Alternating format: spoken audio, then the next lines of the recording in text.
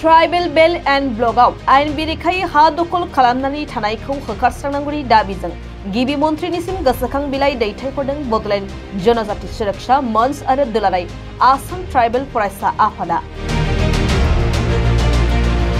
दिनै बड'लेण्ड जनजाति सुरक्षा मंच आरो दुलाराय आसाम ट्राइबल फरायसा आफादनि दैदेनगिरिफ्रा जथायै चिरां जिल्ला बेंगिरिनि गेजेरजों गिबि मन्थ्रि डक्टर हिमन्त बिश्व शर्मानो गोसोखां बिलाइखौ दैथायहरो।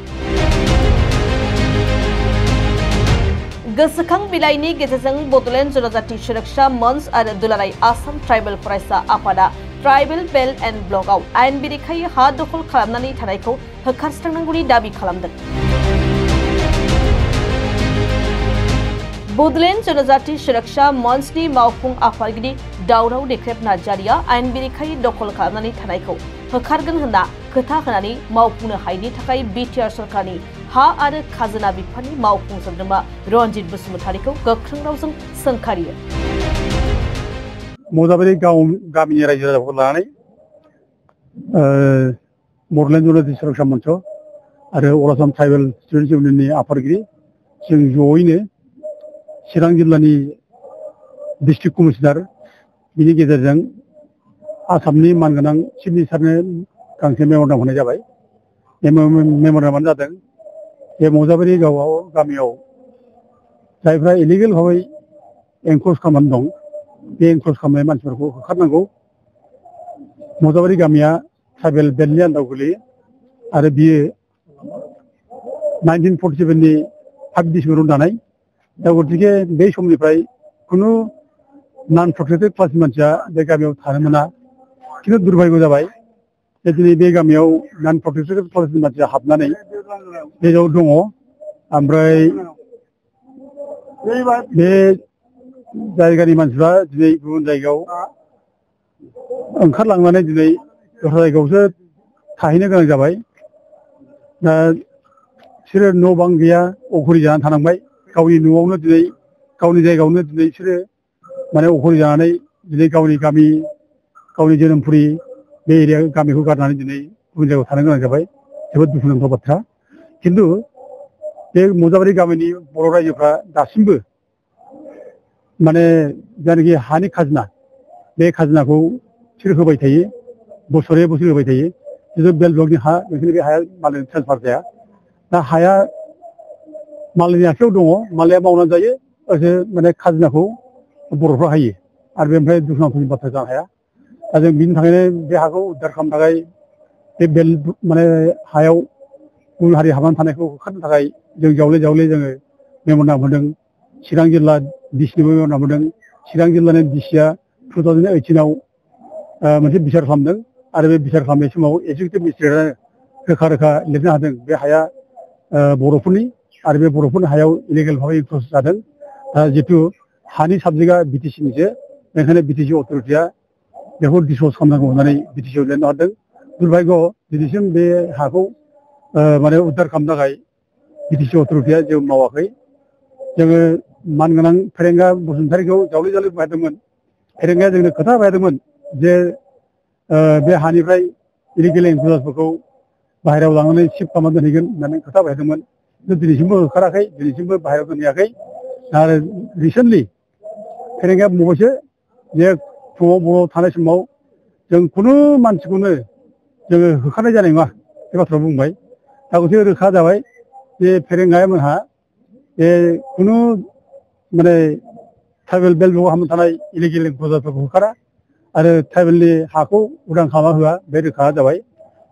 दा बिथांनि बे बुंनायजों बेबो रोखा जाबाय जे फेरेंगाया 6 सिडुल एरियानि आयेनखौ मानिया आरो बियो ट्राइबेल बेल्ट ब्लकनि आयेनखौ बियो मानिया। दा बे जुदि मानिनायब्ला रावखौबो होखारा होननाय बे बाथ्राखौ बुंनो हायामोन। मानोना बिसोरखौ रायजो राजा सायख'नानै बिटिसिआव जहोदों बे बिटिसिनि आयेनफोरखौनो मावनो थाखाय, 6 सिडुलनि आयेनखौ मावनो थाखाय आरो ट्राइबेल बेल्ट ब्लकनि आयेनखौ मावनो थाखाय बिसोरखौ माने चेयाराव फज'दों। दा खिन्थु बिसोर चेयाराव जनाय उनावबो जुदि बे माने 6 सिडुलनि आयेनखौ मानिया होनना बुंब्ला, बे ट्राइबेल बेल्ट ब्लकनि आयेनखौ मानिया होनना बुंब्ला, रावखौबो होखारा होनना बुंब्ला बेखौ अननाय जाबाय, बे आयेनखौ सिफायनाय जाबाय।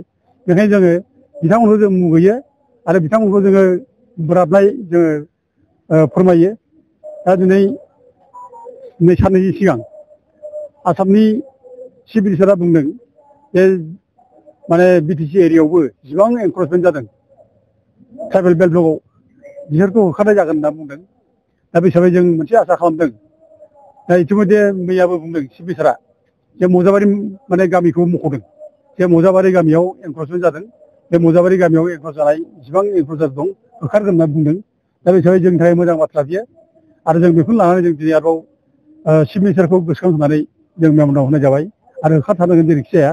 दा बे दा दुखुआ बेनोल' जे दिनै आसामाव गुबुन गुबुन जायगायाव माने जायफ्रा गभर्नमेन्ट हाफोरखौ सेनानै लानानै दङ बिसोरखौ दिनै आसाम गभर्नमेन्टआ होखारगासिनो दङ।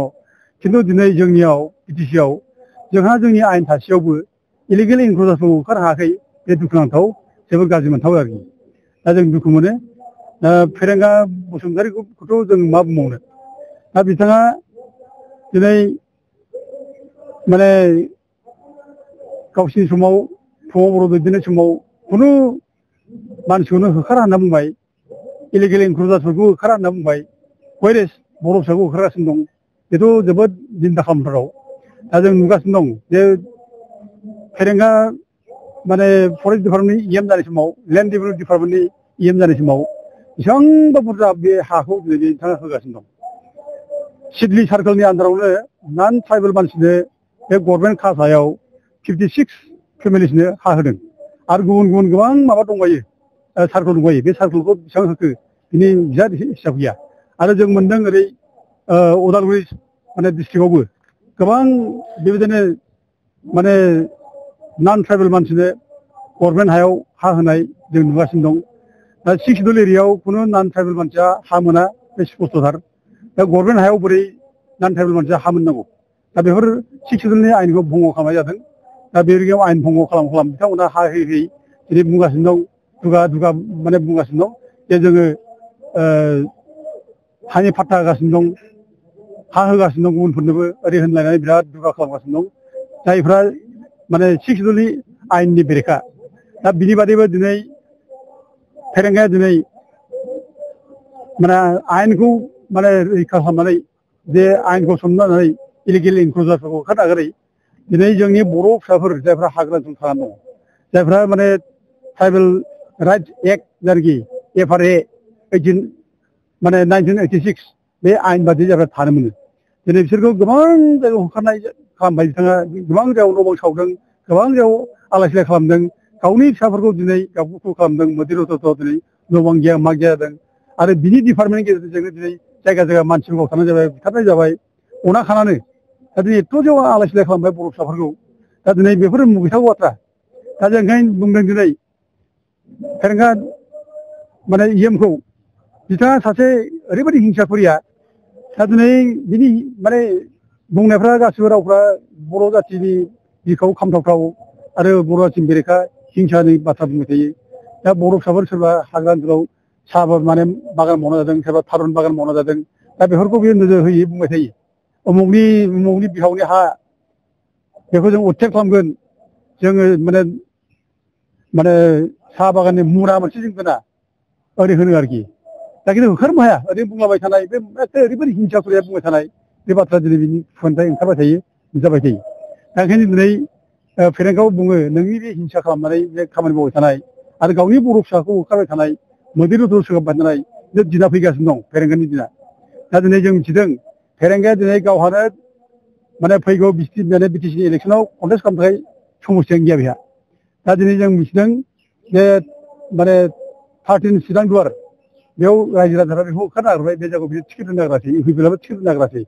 बेखौ दिनै अबेबा माबायावसो मा होनो बावखुंग्रि समस्थियाव दिनै बेखौ माने थिनहरनो नागिरबाय दा।